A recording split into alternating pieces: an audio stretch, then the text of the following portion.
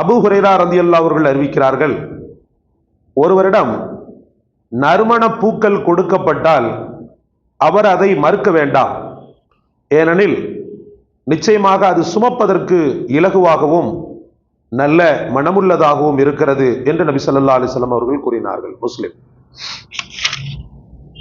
அனஸ் இப்னு மாலிக் ரலியல்லாஹு அவர்கள் அறிவிக்கிறார்கள், நபி ஸல்லல்லாஹு அலைஹி வஸல்லம் அவர்கள் நறுமண பொருட்களை பெற்றுக்கொள்ள மறுக்க மாட்டார்கள். புகாரி. அல்லாஹ்வின் நல்லடியார்களே, ஹிப்பத் என்று சொல்லக்கூடிய அன்பளிப்புகளிலேயே ஆகச் சிறந்தது நறுமண பொருட்களை அன்பளிப்பு செய்வது. வீட்டுக்கு ஒருத்தர் பூ வாங்கி கொடுக்குறாருன்னு சொன்னா அந்த பூவை என்ன செய்யக்கூடாது, நம்ம மறுக்கக்கூடாது, அதை வாங்கி கொள்ளணும். வீட்டில் பிள்ளைங்களுக்கு கொடுங்கன்னு சொல்லிட்டு பெண் குழந்தைகள் நமக்கு அதிகமாக இருக்குதுன்னு சொன்னா அவர் வாங்கி கொடுக்குறாரு, இவர் என்ன எனக்கு பூ வாங்கி தராரு அப்படின்லாம் யோசிக்க கூடாது. ரசூல் ஸல்லல்லாஹு அலைஹி வஸல்லம் அவர்கள் நறுமண பூக்களை என்ன செஞ்சிருக்கிறாங்க, விரும்பி இருக்கிறாங்க. அது மட்டும் இல்லாமல் அது கொடுக்கப்பட்ட அதை மறுக்க வேண்டான்னு சஹாபாக்கள் மூலமா நம்ம என்ன செய்யறோம், தெரிய வர்றோம். எவ்வளோ ஒருத்தர் அத்தர் கொடுக்குறாரு, சில பேருக்கு அத்தர் தன்மை இருக்கு, அத்தர் போடக்கூடிய தன்மை இருக்காது, போட்டால் எனக்கு தலைவலி வரும், அது வரும், இது வரும்னுவாங்க. அப்படிப்பட்ட மக்கள் கூட என்ன செய்யக்கூடாது, மறுத்துடக்கூடாது, அதை வாங்கி கொள்ளணும். உங்களுக்கு பிடிச்சா உபயோகிக்கணும், இல்லைன்னா வீட்டு மக்களுக்கு கொடுத்தரலாம், அல்லது உங்களுக்கு பிரியமானவங்க யாரோ அவங்களுக்கு கொடுத்தரலாம். ஒருத்தர் நறுமண பொருளை கொடுத்தாருன்னா அதை என்ன செய்யக்கூடாது, மறுக்கக்கூடாது. இன்னொரு பொருளையும் சொன்னாங்க ரசூலுல்லாஹ், தலையணை இருக்கு இல்லையா, இப்போ எங்கேயோ ஒரு இடத்துல தங்குறீங்க, அப்போ அவங்க தலையணை கொடுக்குறாங்க, அவங்க ஏழைகளாக இருக்கலாம், கொஞ்சம் தலையணை கொஞ்சம் முன்ன பின்ன இருக்கலாம்னு வச்சுக்கிறீங்களேன்.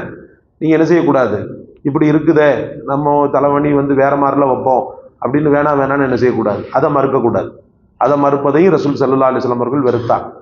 அதுக்கு அடுத்து பால் இருக்கு இல்லையா, பால் ஒருத்தர் கொடுக்குறாரு, சில பேருக்கு பால் குடிக்கிற தன்மை இருக்காது, பால் மொச்சை அடிக்குது, அது அடிக்குது, இது அடிக்குதுன்னு என்ன செய்ய மாட்டாங்க, பாலை விரும்ப மாட்டாங்க. ஆனாலும் ரசூல் ஸல்லல்லாஹு அலைஹி வஸல்லம் அவர்கள் இந்த சுன்னத்தை வலியுறுத்தி சொன்னாங்க.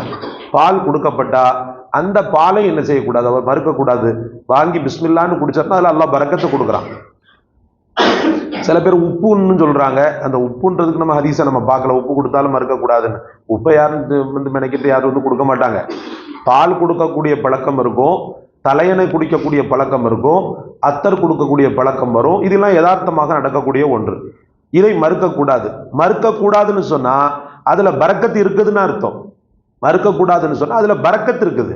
நமக்கு பிடிக்குதோ பிடிக்கலையோ, எனது நாயகம் ஸல்லல்லாஹு அலைஹி வஸல்லம் அவர்கள் எனக்கு கற்று தந்திருக்கிறாங்க, அதனால நாம அவங்க சொன்னதுனால நம்ம என்ன செய்யறோம், அதை வாங்கிக்கிறோம்னு சொல்லி என்ன செஞ்சிடணும், வாங்கிக்கிறணும். நமக்கு அது பிடிக்கலன்னு சொல்லி மறுக்க கூடாது என்பது நல்ல தெளிவாக இந்த ஹதீஸின் மூலமாக நமக்கு விளங்குகிறது. அல்லாஹ் உங்களுக்கும் எனக்கும் பெருமானார் ஸல்லல்லாஹு அலைஹி வஸல்லம் அவர்களால் வலியுறுத்தி சொல்லப்பட்ட இப்படிப்பட்ட ஒரு அற்புதமான சுன்னத்துக்களை பின்பற்றக்கூடிய பாக்கியத்தை தருவானாக.